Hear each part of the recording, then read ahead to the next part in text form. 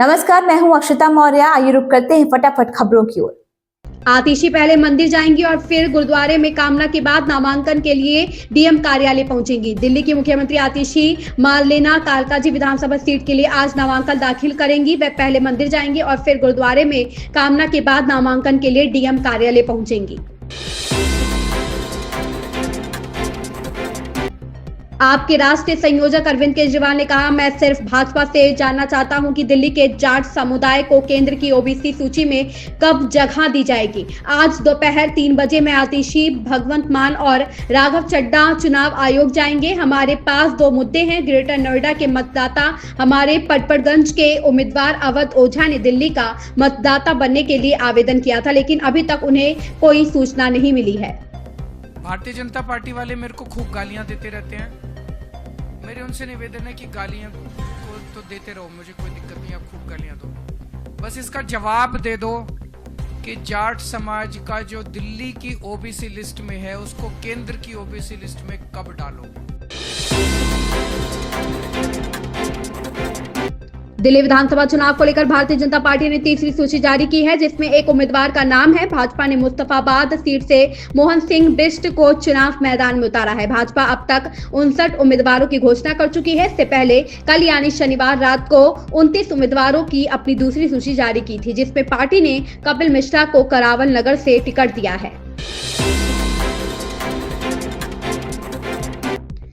Rouse Avenue court में भाजपा सांसद बांसुरी स्वराज के वकील ने कुछ दस्तावेज दाखिल किया और दलीलें दी। उनके वकील ने कहा कि यह शिकायत राजनीति से प्रेरित है और शिकायतकर्ता इसका इस्तेमाल चुनावी उद्देश्यों के लिए कर रही है। इसी मामले में सत्येंद्र जैन हिरासत में थे। अदालत ने दलीलें सुनने के बाद मामले को 22 जनवरी 2025 को आगे की सुनवाई के लिए स्थगित कर दिया है।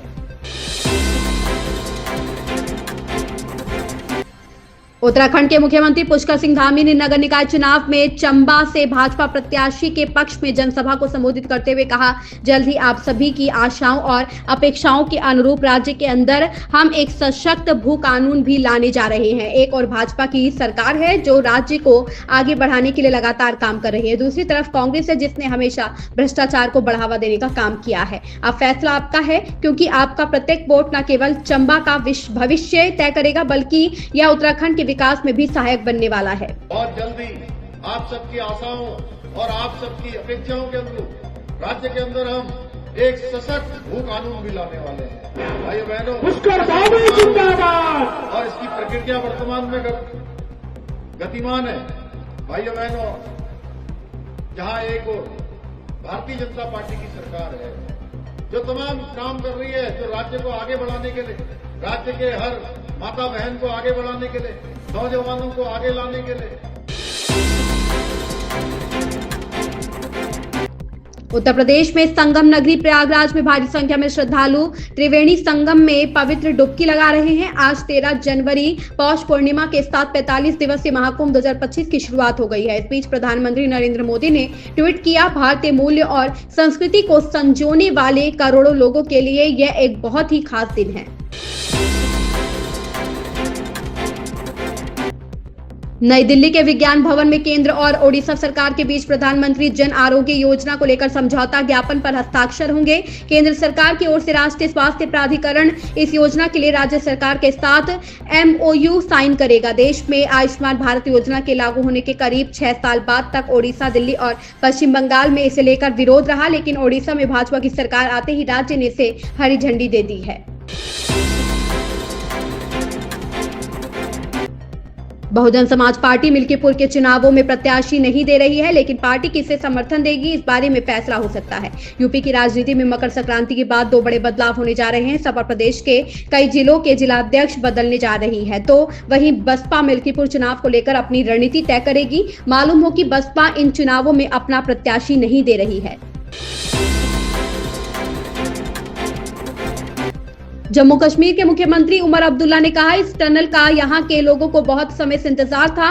इस टनल की वजह से अब लोगों को सर्दियों में सोनमर्ग छोड़कर निचले इलाकों में आने की जरूरत नहीं पड़ेगी। साल के 12 महीने यहां पर्यटन होगा। एक विंटर टूरिज्म की डेस्टिनेशन के तौर पर हम सोनमर्ग को विकसित कर पाएंगे। की शुरुआत हुई, इस टनल का यहाँ के लोगों को बहुत अरसे से इंतजार था।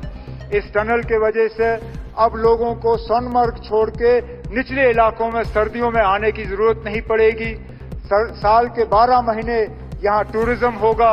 एक विंटर टूरिज्म के डेस्टिनेशन के तौर पे हम सोनमर्ग को डेवलप कर पाएंगे और इसके साथ साथ जो जोजिला टनल का प्रोजेक्ट चल रहा है उसमें भी हम तेजी लाने में कामयाब होंगे।